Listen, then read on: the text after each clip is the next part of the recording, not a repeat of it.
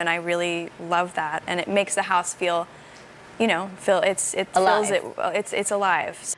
I'm aware that, that's a super uncommon circumstance, but... It was supposed to be just a routine check, a formality. In late 2023, Riley Keough sat in the dimly lit study of her New Orleans home, surrounded by boxes her mother left behind. Legal documents, licensing agreements, tax filings, the kind of paperwork no one wants to deal with after someone dies, But something caught her eye. At first, it was just a few missing numbers, a discrepancy here, an offshore account there, linked to an obscure company Lisa Marie never mentioned. Then came the royalty statements. Outdated, inconsistent. Some didn't even show the Graceland revenue at all, and that's when it hit her, This wasn't just sloppy bookkeeping. Something was wrong, Riley picked up the phone and called someone she hadn't spoken to in months, the family's old entertainment lawyer. Her voice was calm, but her instincts were on fire. There was no panic in her tone, but beneath the surface, doubt, unease, and a gnawing suspicion that she was about to step into a world her mother had spent years avoiding. What Riley didn't know yet was that this quiet inquiry would open the doors Lisa Marie had intentionally left closed. It would uncover the real story behind the Presley fortune and reveal the people who had spent decades making sure no one ever found out. Because what Riley found was never meant to be seen. To understand what Riley uncovered, you have to go back nearly 2 decades. Lisa Marie Presley inherited her father's estate at age 25, a kingdom of music rights, memorabilia, and the most famous Southern mansion in America. But by 2005, she had sold 85% of Elvis Presley Enterprises for what now looks like a fraction of its worth. At the time, it was framed as smart business, a way to modernize, expand, take Graceland global. But the truth? Lisa was drowning in debt, by Arsène Ling-Isher Wu. She owed more than $16 million. Lawsuits revealed private spending, failed investments, and a manager she later accused of gross mismanagement. There were offshore ventures she never fully understood, And Riley, now piecing this together in 2023, starts seeing the patterns. Bank records buried in boxes, transaction trails that looped back to consultants and shell companies, some tied to people Lisa once trusted, even some Riley had met as a child. But the strangest part? Graceland was still making millions. Ticket sales, tours, merchandising, streaming royalties. So where was the money going? Either someone was taking a cut, Riley whispered to her lawyer, or my mother never had full control in the first place. The more she dug, the more Lisa's financial world looked less like a mess and more like a maze, a carefully constructed one, designed to look overwhelming, complicated, so no one would ever ask the obvious question. Who was really managing the Presley legacy? For years, the press painted Lisa as reckless, emotional, unstable. But what if that was the smokescreen? What if someone wanted her to look incapable? Beat. Background sound fades to a heartbeat. Because Riley wasn't just facing numbers now. She was facing a ghost, not just of her mother, but of the people who handled Elvis's legacy like a business no one else was allowed to question. Riley's lawyer wasn't surprised that Graceland had corporate entanglements, but one name kept surfacing that neither of them recognized. Celine Ridge Holdings. On paper, it looked like a boutique investment firm. But when Riley followed the trail deeper, she found that this firm quietly held partial rights to Elvis's name and likeness. In Europe, company ownership of certain unreleased recordings. And shockingly, a residual claim on a portion of Graceland's merchandising revenue. None of this was in the paperwork Lisa Marie had shown the family, and the registered owner of Celine Ridge, a man named Ethan Stone. No interviews, no photos, just a few dry SEC filings, and one vague quote from 2002, calling him a strategic consultant to Presley Family Ventures. But when Riley dug through one of Lisa's old email accounts, the story changed. There he was, Ethan, casually mentioned in a message from Lisa to a former tour manager. Check with Ethan. He said he already approved the licensing in Germany. Another email, Ethan wants to handle the digital side himself. He says it's better off platform. This wasn't a background figure. This man had access, influence, and decision-making power. Yet, he never appeared on official statements, never took credit.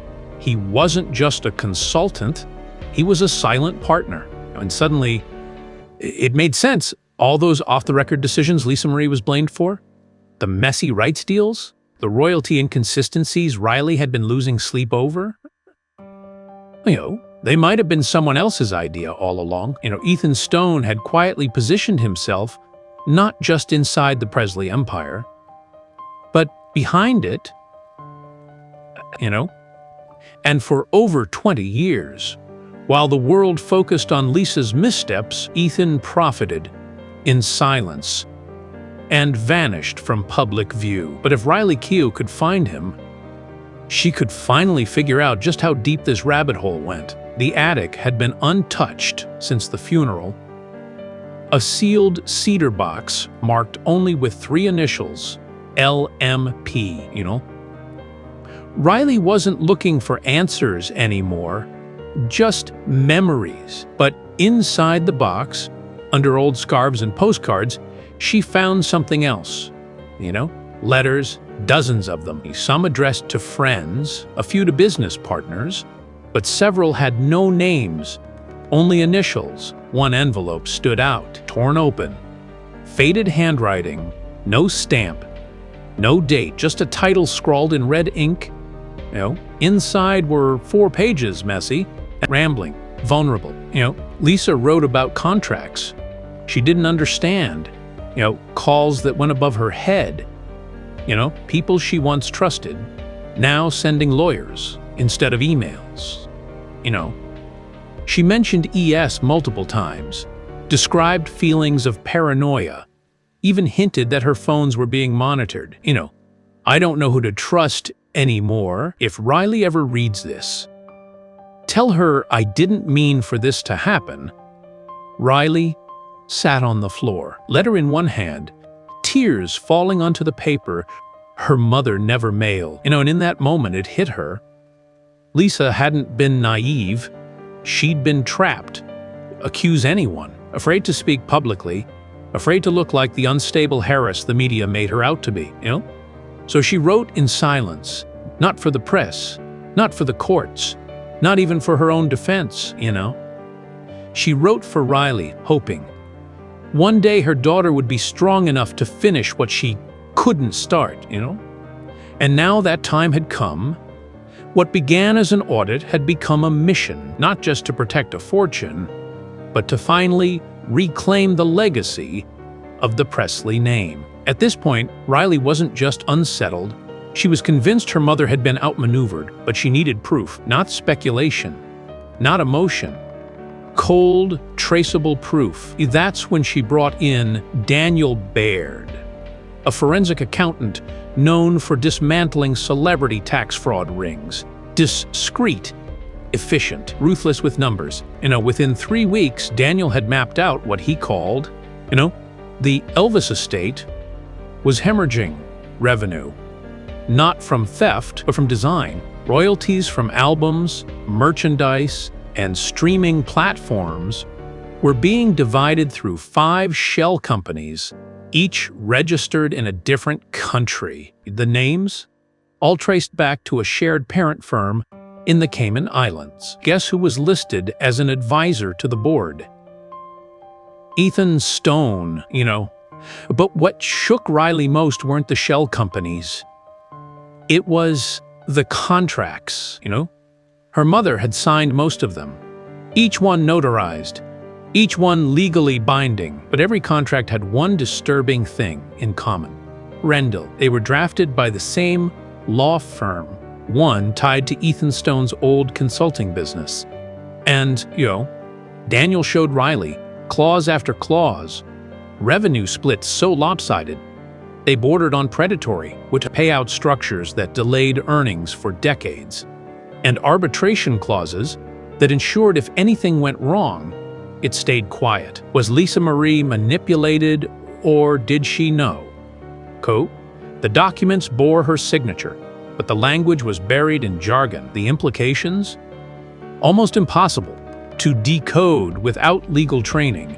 Daniel's final report read like a financial crime novel, settled, complex, chilling, and unresolved. There's no doubt someone structured this to siphon money, he told Riley. The only question is, who knew what and when? Riley was left with a new kind of grief. Not just for her mother's death, but for the years Lisa Marie had spent trying to hold on to something that was never fully hers. And now, Riley had a decision to make: Burrent, expose it all, or protect what was left. The deeper Riley dug, the more tangled the truth became. But it wasn't just legal now. It wasn't just financial. It was personal. And someone wanted her to stop, 3 days after the forensic report was completed, Riley's lawyer received an envelope.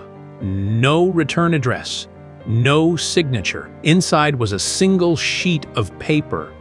Let the past go, or Graceland goes with it, At first, they thought it was a bad joke, until her security team reviewed footage from her New Orleans residence. Oh, there it was.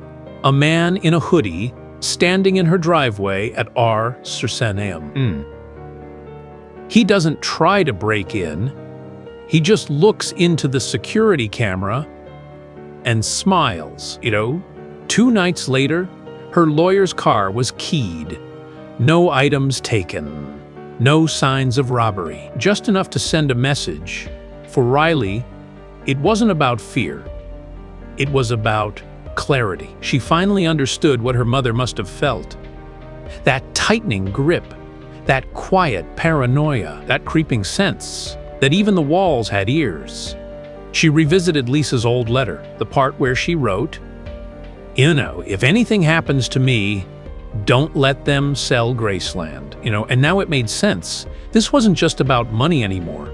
It was about ownership, legacy, power, control, Someone was willing to threaten a Presley to make this story disappear. And Riley, she wasn't going anywhere. With everything on the line, from the Presley name to her own safety, Riley had one choice: left him at and expose the truth. Even if it meant burning bridges, even if it meant taking the fight public, because if she didn't, who would? With every document verified, with every contract traced, Riley made her move. She filed a petition in federal court, not just to freeze the remaining offshore assets tied to the Presley estate, but to revoke all rights held by the man once dubbed a family friend. His name, Gerald Harlan, a quiet figure who'd advised Lisa Marie during her darkest years. But what Riley uncovered showed a different side-railed contract signed under emotional stress. Royalties rerouted, silent influence on decisions that destroyed Lisa's control, When the courtroom sketch hit the news, Elvis fans everywhere asked the same question. Rind, who is this man? And why did Lisa keep him close? The trial revealed everything. Emails, voice recordings, years of manipulation, subtle, legal, and strategic. And finally, Riley stepped up to the podium. For the first time since her mother's death, she spoke publicly. This isn't just about money, it's about the truth. My mother trusted the wrong people, but it ends with me. The crowd stood, and for the first time in decades, the Presley name wasn't about headlines or scandal. It was about justice. Spring 2025. Riley walks the quiet paths of Graceland, alone, In her hands, one of Lisa's unsent letters, folded gently. Sealed. She kneels beside the meditation garden, placing the envelope beside the stone that reads, Lisa Marie Presley, beloved daughter, mother, friend. No reporters, no press, just silence, and the legacy she fought to reclaim Graceland remains in the family. The offshore accounts are gone, and the Presley fortune? No longer hidden in shadows. Riley could have walked away. She had every reason to, but some things you don't walk away from. No. As she turns to leave, her voice returns. No, I didn't do this for the headlines. I did this because one day, someone's going to ask what we stood for, and I want the answer to be truth. Fade to black. And then one final question on the screen. If it were your family's legacy, would you risk everything to save it?